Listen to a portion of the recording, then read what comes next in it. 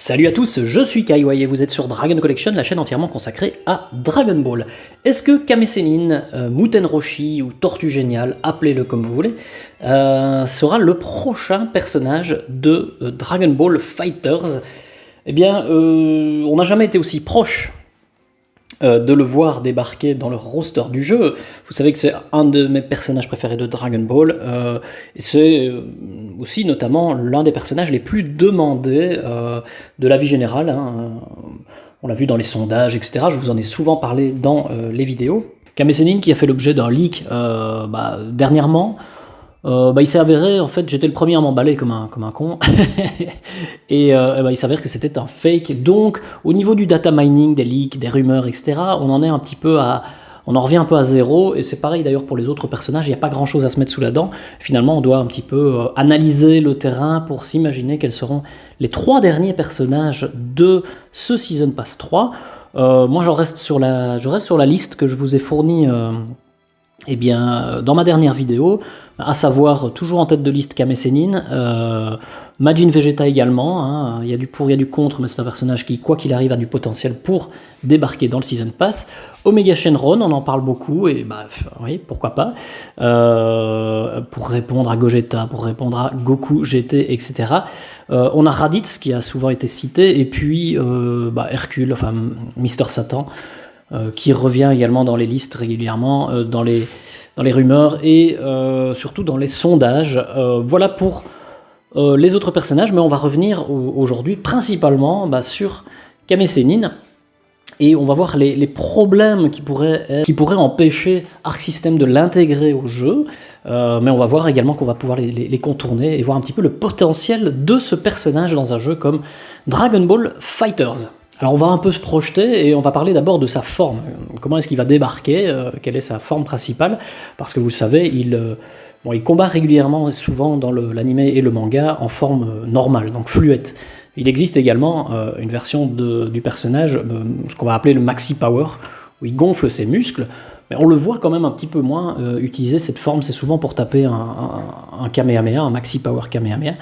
Donc, de base, j'imagine que le personnage pourrait débarquer dans sa forme normale, et comme Golden Freezer, pourrait très bien gonfler ses muscles. Ça pourrait être une de ses attaques spéciales, où il gonfle, une de ses super, où il gonfle ses muscles, et alors dans ce cas-là, on aurait un personnage qui a une autre taille, qui passe de petit à grand. Alors ça c'est un peu problématique entre guillemets, parce que ça demande énormément de travail. Maintenant on appelle cette catégorie de personnages dans les jeux de combat, on les appelle les personnages à stance.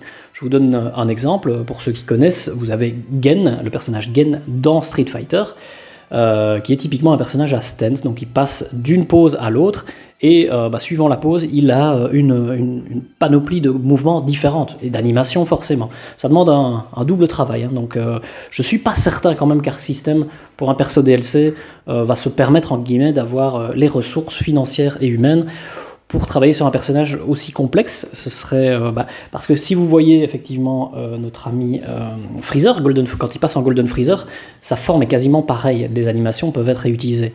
Ici, s'il change de forme, Kame Sennin, tout est à refaire. Donc c'est envisageable, mais malheureusement peu réaliste. Donc le Maxi Power serait peut-être simplement une forme qu'il utiliserait dans une super, tout comme Goku GT passe en Super Saiyan 4 dans une de ses super.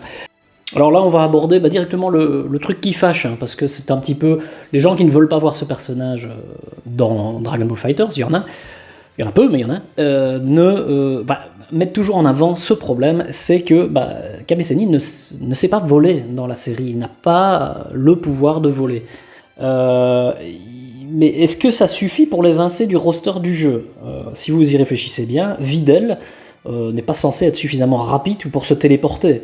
Pourtant, dans Dragon Ball Fighters, elle se téléporte, vous pouvez la téléporter dans le dos de l'adversaire. Donc ça ne choque quasiment personne, je n'ai vu personne dire c'est complètement irrationnel d'avoir Videl parce qu'elle ne sait pas se téléporter. Ils l'ont intégré de manière à ce que ça passe. Ça pourrait être pareil effectivement pour Kame Sennin. S'ils veulent absolument pallier à ce problème, parce qu'effectivement il ne sait pas voler, donc c'est compliqué de faire un homing dash, hein, vous voyez ce que je veux dire par le homing dash, c'est le super dash. Eh ben, tout simplement, il y a des solutions. Une des solutions, ce serait, certains le suggèrent, qu'il utilise sa tortue volante. Parce qu'il l'utilise effectivement dans l'épisode 8 de Dragon Ball, dans le manga également. C'est pas réaliste parce que bon, il faut lancer l'animation et ça n'irait pas assez vite. On va pas le voir monter sur sa tortue démarre, elle part, elle disparaît. Ça, c'est pas réaliste. Donc ça, ce n'est pas une possibilité viable, même si l'idée est pas mauvaise, mais on le verra pas intégré comme ça. La deuxième possibilité est plus viable. Il y a d'autres, il y a plusieurs possibilités. Il y a prendre son impulsion sur son bâton comme dans Dragon Ball Z Fukatsu no F, donc la résurrection de F, le film où Kame Sennin se bat contre des soldats de Freezer. À un moment donné, il prend son impulsion sur son bâton, il plante son bâton, il prend son impulsion. Maintenant, est-ce que son bâton sera intégré ? Est-ce qu'on le verra dans le jeu ? C'est pas sûr. Donc, il y a une troisième solution qui est la plus viable, c'est de faire un Kamehameha inversé, comme il le fait, comme Goku GT fait. Vous voyez typiquement son espèce de dash comme ça avec son Kamehameha inversé. Eh bien, ce serait pareil pour le homing dash. Au moment où le personnage s'envole, eh bien, on aurait une petite courte animation où il se donne une impulsion en faisant un Kamehameha inversé. Ce serait le seul personnage qui aurait sa propre animation pour le homing dash, mais pourquoi pas, c'est faisable. Dans la série des Tenkaichi, il me semble qu'il le faisait. D'ailleurs, dans Budokai Tenkaichi et dans Dragon Ball Heroes, le personnage vole. Donc voilà, tout le monde n'est pas systématiquement choqué de la chose. Attends, est-ce que tout ça est si problématique ? On pourrait avoir un homing dash sans son aura, par exemple, pour donner l'impression qu'il saute simplement. Parce que tous les personnages ont une aura au moment de lancer le dash. On pourrait voir disparaître l'aura, ça serait peut-être moins choquant déjà, même si on le voit, on voit son aura plusieurs fois dans Resurrection F, et également en combat contre Frost, vous le verrez à l'image normalement. Il a une aura blanche, donc c'est pas choquant ce problème d'aura déjà. Aussi, on l'a parfois vu combattre dans les airs contre Tenshinhan, contre les soldats de Freezer. On le voit sauter et puis il reste un peu dans les airs, il fait un Kamehameha. Contre Tenshinhan, donc dans le Tenkaichi Budokai, et puis contre Frost, à un moment donné, alors qu'on ne peut pas voler dans le tournoi du pouvoir, eh bien, dans l'épisode 107 de Dragon Ball Super, il est face à Frost durant le tournoi du pouvoir, et il vole, enfin, il ne vole pas, en fait, il plane au-dessus de la Terre, et il combat. Donc, ce n'est pas si choquant. C'est un problème si on veut vraiment que ce soit un problème, mais voilà, il y a moyen de trouver des parades, et je pense pas que ce sera si choquant. Et en tout cas, je ne crois vraiment pas que ça empêchera le personnage d'apparaître dans le jeu. Rassurez-vous, si vous pensiez que ça pouvait être un problème, ça ne le sera pas, je crois. Alors, au niveau de la panoplie de ses coups de base, franchement, il y en a suffisamment que pour...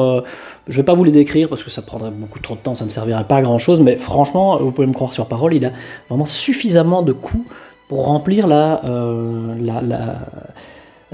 son moveset classique. On le voit dans Dragon Ball, quand il est en Jackie Chun, il combat... Krillin, il combat Goku, il combat Tenshinhan, donc vraiment là il y a de quoi faire, et il utilise vraiment une grosse panoplie de coups. Et puis on le voit dans les films également, dans certains films, on le voit dans Dragon Ball Super, il fait son grand retour dans 3 arcs quand même, Resurrection F, dans l'arc Moro et dans l'arc du tournoi du pouvoir. Donc voilà, c'est un personnage qui a suffisamment de coups pour être utilisé dans sa moveset classique. Alors quel type de personnage est-ce que ça pourrait être ? C'est typiquement un personnage au corps à corps qui va rester au sol. Il va pas commencer à lancer ses super et la plupart de ses attaques en l'air. Donc c'est un personnage qui va être joué beaucoup au sol à mon avis, qui sera un personnage de corps à corps, c'est sûr et certain. Également un personnage très défensif à mon avis, avec des contres et ce genre de choses, des techniques. Il est technique et rapide, donc ça risque d'être un personnage très technique. Parce qu'en général, les personnages de grands maîtres sont des personnages techniques, et parce que ce personnage a une potentielle grosse liste de coups. D'ailleurs, on va passer aux attaques d'énergie.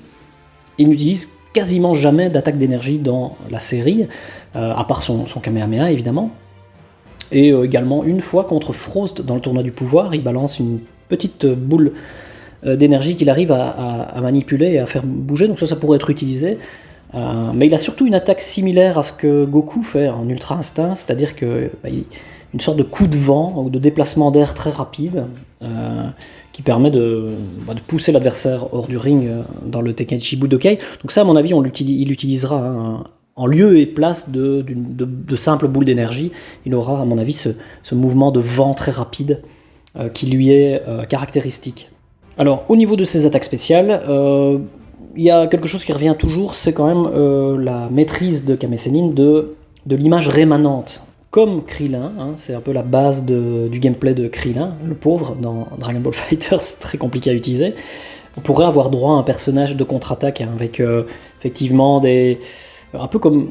finalement, je pense beaucoup à Goku Ultra Instinct du jeu Dragon Ball FighterZ ou Hit, hein, parce qu'on voit vraiment que typiquement le style de combat de Kame Sennin, j'ai relu le manga, enfin les parties de manga dernièrement pour cette vidéo d'ailleurs, on voit vraiment qu'il est souple, il est très rapide, c'est un personnage qui risque d'être très rapide, et effectivement il pourrait éviter des coups, et d'ailleurs le summum de cet aspect du personnage, c'est Toyotaro qui nous l'a imposé dans le manga Dragon Ball Super, dans le tournoi du pouvoir. Il est quand même face à Jiren, et il évite les coups à la manière de Goku Ultra Instinct maintenant. Il ne contre-attaque pas, il ne saurait rien faire contre Jiren, mais néanmoins il évite vraiment les coups de Jiren parce qu'il est souple et très très agile. Donc ça c'est une caractéristique, l'image rémanente aussi, hein, on pourrait avoir un système où je ne sais pas, on envoie le personnage et l'adversaire ne sait pas si c'est une image rémanente ou pas. Donc on pourrait beaucoup jouer là-dessus et faire un gameplay hyper intéressant sur cette base. Je pense que Arc System peut aller assez loin, très loin même, pour tromper l'adversaire avec cette technique. Et d'ailleurs, on voit également qu'il utilise une technique à un moment donné, la technique de l'homme sous, hein, que les amateurs de films chinois doivent connaître, et de Jackie Chan. La technique de l'homme sous, qui de la même manière, il est sous, il part dans tous les sens, et il évite les coups de l'adversaire. Ça pourrait être intégré, ça serait très marrant, et ce serait encore une fois très caractéristique du personnage. Ça lui donnerait vraiment de la personnalité, et l'humour qui doit être quand même intégré d'une manière ou d'une autre à ce personnage Kame Sennin, qui est quand même un personnage relativement drôle.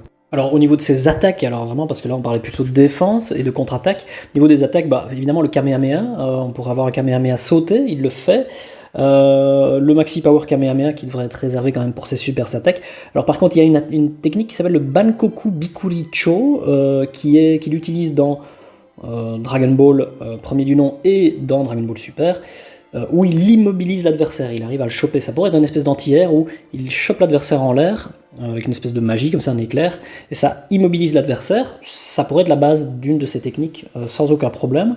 Alors un peu de la même manière, il a une technique d'hypnotisme, qu'on voit dans Dragon Ball et dans DBS également, qui est un peu le même système, hein. Il est au sol et il hypnotise l'adversaire. Bon, il pourrait l'arrêter comme ça également, un petit peu comme Hit, hein. Je ne sais pas pourquoi, mais j'ai quand même des réminiscences de Hit quand j'imagine le gameplay de Kame Sennin. Donc voilà, ça pourrait être typique du personnage. Alors au niveau de ses super attaques maintenant, est-ce qu'une des attaques ça va être super attaques, est-ce que ça va être de changer de forme? Ça me paraît compliqué, alors du coup je pense que le Maxi Power Kamehameha sera une de ces super. Forcément avec il gonfle ses muscles et il balance un Kamehameha de dingue. On l'a vraiment vu déjà sortir des gros Kamehameha dans l'animé. J'essaierai de vous trouver une gif animée à l'écran. Et puis son ultime attaque, sa météore, ce serait le Mafuba, qui est également très caractéristique de Kame Sennin. Alors le Mafuba, c'est quoi? C'est une technique qui tout simplement emprisonne l'adversaire dans une petite jarre ou dans un autocuiseur. Alors cette technique elle est extrêmement risquée parce qu'elle est censée drainer toute la vie, et d'ailleurs il s'effondre quand il l'utilise. Donc là on pourrait avoir quelque chose qui rappelle Tenshinhan, qui perd de l'énergie quand il balance sa super attaque. Ça pourrait être le même principe. On réussit ou on rate, l'adversaire est emprisonné ou pas, mais en tout cas ça devrait drainer d'une certaine manière de l'énergie du personnage. Et alors j'imagine vraiment quand on arrive à tuer entre guillemets son adversaire avec le Mafuba, il reste enfermé. On verrait vraiment une petite cinématique comme Majin Buu, quand il avale son adversaire, qu'il le transforme en chocolat et qu'il le finit comme ça. L'adversaire ne réapparaît plus, il se tape le ventre, c'est fini. Là ce serait pareil, il pourrait ramasser la jarre, ça serait vraiment super classe de terminer un adversaire avec un Mafuba. Alors je vais finir en improvisant des des statistiques pour ce personnage. On va jouer un petit peu au pari, hein. Je vais parier sur les statistiques du personnage. On peut facilement savoir quelles seront ces statistiques parce que chaque personnage, suivant leur puissance réelle, ont un certain nombre de statistiques. Donc, enfin, difficile à expliquer, mais en gros, les personnages les plus faibles ont un ratio de 13, là où les personnages les plus puissants, comme Beerus, sont à plus de 20. Alors ça ne change rien au final dans le jeu, mais en tout cas quand Arc System propose les statistiques des personnages, eh bien, on se rend compte que les personnages les plus faibles comme Krillin, Videl ou Yamcha ont 13. Donc je mettrai 13 à Kame Sennin, et alors je répartirai ça comme ça, en power, donc en puissance B, donc c'est quasi le minimum. C'est pas un personnage puissant, ça c'est sûr. Speed S, au-dessus de S il y a SS, mais donc ici Speed S, je crois que c'est un personnage rapide, il me semble vraiment que ça saute aux yeux. Reach, là c'est l'allonge, il est très court hein, au niveau de l'allonge, et en plus, enfin bon, voilà, à mon avis ce sera un C, hein, surtout s'il a la forme où il est petit. Donc petite allonge, technique S, parce qu'à mon avis il va avoir beaucoup de coups différents, ça va être un personnage avec un gameplay complexe. Énergie B, j'aurais pu mettre le minimum, mais voilà, parce que à part le Kamehameha, je vois pas bien ce qu'il pourrait balancer, et puis son coup de vent, mais voilà, c'est... Donc attaque d'énergie B, facilité d'utilisation le minimum. Donc à mon avis, ça va être un des personnages qui sera classé dans les personnages compliqués à prendre en main, comme quelques-uns dans le jeu. Je l'imagine mal avoir un SS en facilité d'utilisation. Et puis voilà, au total 13. Donc personnage au corps à corps, qui restera au sol, rapide, technique et défensif, avec des contres. Voilà comment je vois le personnage. Dites-moi comment vous le voyez, dites-moi si ça vous ferait plaisir de le voir intégré dans le jeu comme je le décris ici. Et à mon avis, s'il arrive, il sera pas loin de ça. Et puis si vous croyez toujours que le personnage sera intégré, moi j'y crois plus que jamais, en tout cas la demande est là, donc je ne vois pas pourquoi eh bien, il se priverait de nous l'offrir. Voilà, je vous dis à bientôt, et à bientôt ça veut dire quoi ? Je ne sais pas, mais en tout cas une de mes prochaines vidéos ce sera de parler des autres personnages que j'imagine, d'écrire un petit peu les personnages que j'imagine intégrés au jeu, comme Vegeta, quel Vegeta, et puis Omega Shenron, mais je crois pas que je vais m'éterniser dessus, et pourquoi pas non plus parler de Mister Satan, parce que j'ai une petite idée de son gameplay. Voilà, je vous en parle dans une prochaine vidéo, je vous remercie de me suivre comme d'habitude, et je vous dis à très bientôt, abonnez-vous, salut à tous.